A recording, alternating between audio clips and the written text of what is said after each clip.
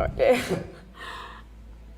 It's such a weird thing because I didn't imagine I get to do this, and then suddenly when I started doing it full time, it was all quite sudden.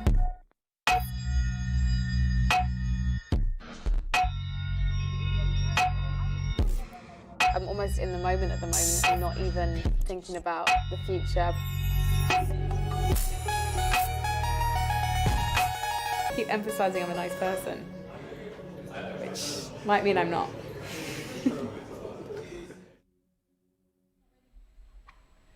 Hello, welcome to Blast Backstage, everyone, and also thank you so much for your patience in waiting for us. I know we're a little bit late and it's all my hair's fault. Quite honestly. It's actually I don't have an official job title in esports apart from freelancer, but at Blast Pro Series, my typical role would be interviewer, although I have popped up on the desk at Miami. Hello! Welcome back to the Blast Pro Series Miami live from the Watsco Centre.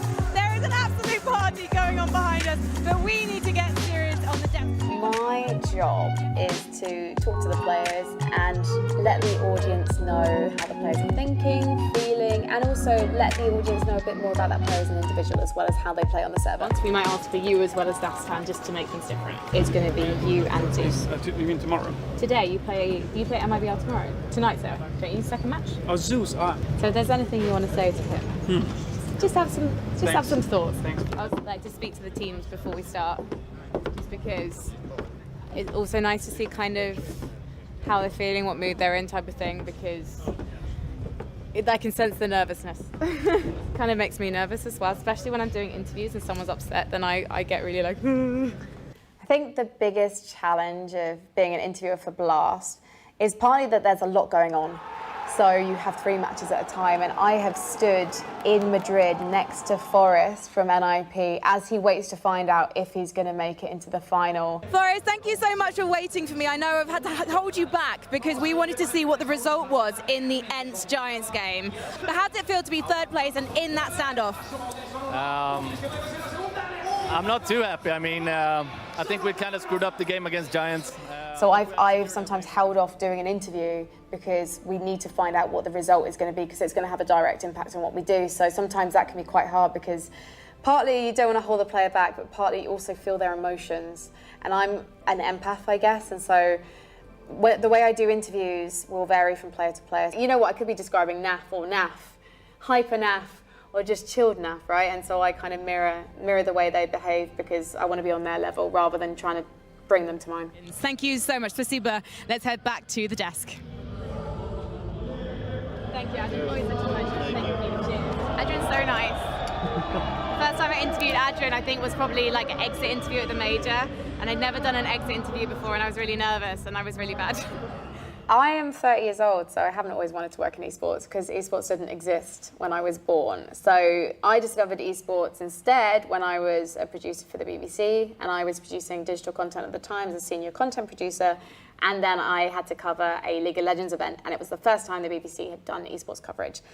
Just when I met the fans and engaged with people on Reddit and found out their feedback and tried to integrate that into the broadcast, I just really liked the people, and I'd always played video games, and I suddenly realised, oh, this could actually be a way into gaming. So I looked up jobs that would help me get there, and to me the first thing I thought of was Twitch.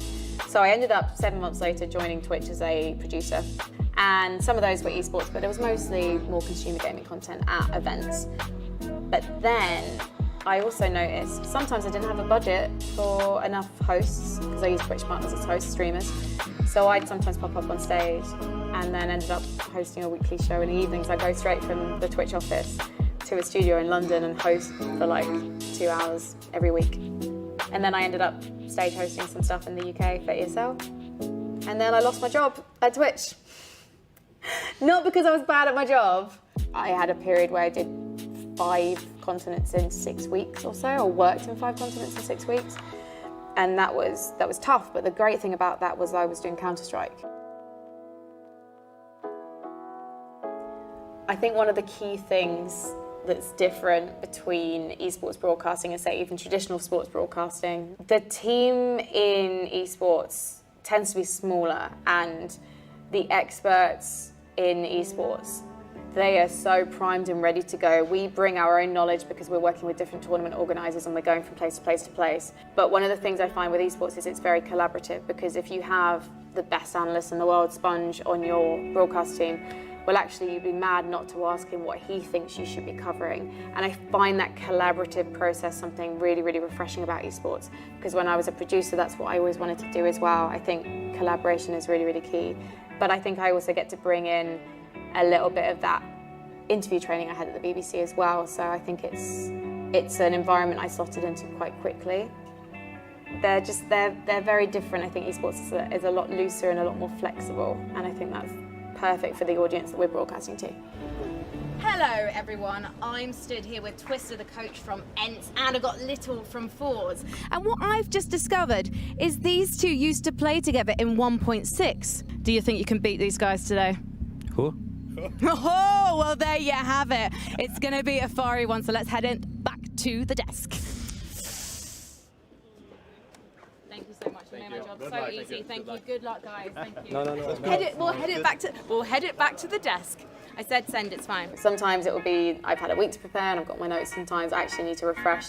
So I'm always looking at interviews and just trying to find out what the players have been saying, because sometimes that's quite useful to kind of call back to when I'm doing interviews. Standings, I'll look at their map pools and things like that. So it's general prep, and also catching up with the talent when they land, because one of the best things about Blast is the talent you get to work with are just so much fun, and it's always such a pleasure to see them. So for example, like, I'm always looking forward to seeing Potter. You are so high up. Oh my god! That's a good one. Oh, you look amazing!